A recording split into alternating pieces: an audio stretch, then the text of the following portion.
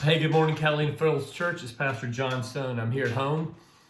I have the coronavirus, had a positive test last Thursday, but know that I had it on Wednesday and probably a little bit before that. So all the proper people were contacted about that. But hey, this is our Tuesday morning devotion. I'm going to send out an update video about that later. So I'm fine. I'm great. Nothing to see here. And let's look at Acts chapter 12. We've been working our way through Acts, where we're told it was about that time that King Herod arrested some who belonged to the church, intending to persecute them. He had James, the brother of John, put to death with the sword. When he saw that this pleased the Jews, he proceeded to seize Peter also. This happened during the Feast of Unleavened Bread. And after arresting him, he put him in prison, handing him over to be guarded by 4 squads of 4 soldiers each. Herod intended to bring him out for public trial after the Passover. It's interesting, he just killed John because he was frustrated by them.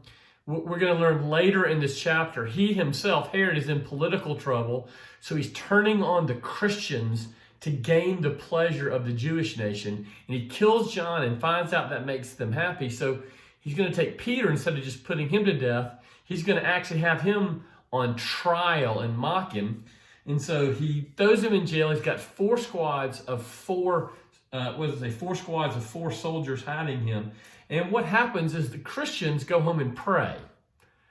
They gather and they begin to pray all night because John is dead, which is a dagger to their hearts, and Peter, their leader, is arrested. And they did not start by appealing to the powers that be, although that would have been fine. They did not first bring a lawsuit. I don't know how you bring a lawsuit in that day, but I'm sure what they did first was they prayed. It says that in the middle of the night, Peter was sleeping between 2 soldiers bound with 2 chains, and sentries stood guard at the entrance. Suddenly, an angel of the Lord appeared, and a light shone in the cell, and he led Peter out. And Peter went back to where the Christians were praying. And there were Christians gathered in 2 different places that were praying, and he was set free. So one angel, probably an angel that could walk through walls.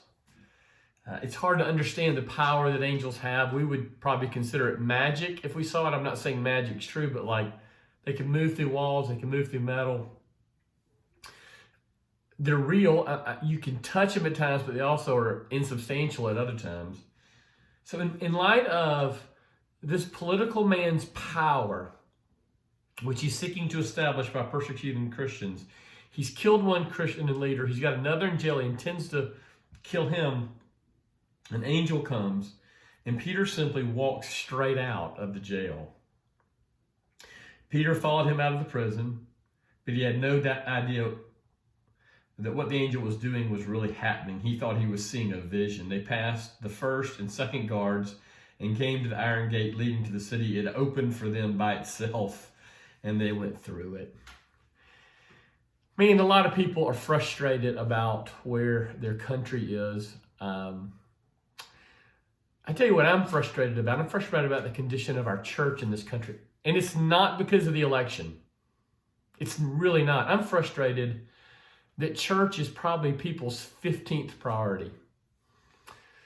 And that people say, I love Jesus, but there's all these things I have to do. My children come first, my job comes first, my marriage comes first, blah, blah, blah, blah, blah, blah. These Christians were putting their lives on the lines, and political leaders were using them, and they were in trouble. And they were frustrated, and they lived in a culture and in a country where they had no voice, and so they prayed. They prayed all night. They prayed over and over.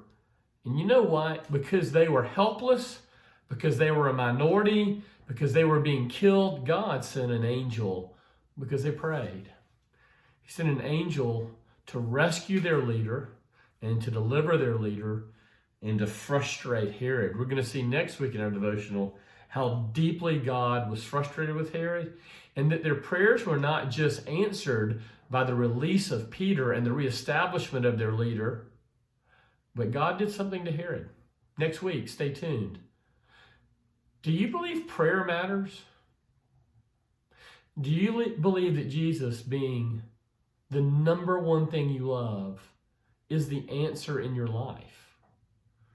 Miss you guys. Sorry to miss you this past Sunday, but obviously with the COVID, I couldn't be there. There's going to be another video you can turn into and get a real update on that COVID. Look forward to talking to you then. See you Sunday, whether that be live or online. Should be clear by then according to all the protocols. If not, we'll have somebody else preach and I'll see you soon. But love you, miss you. Have a great Tuesday.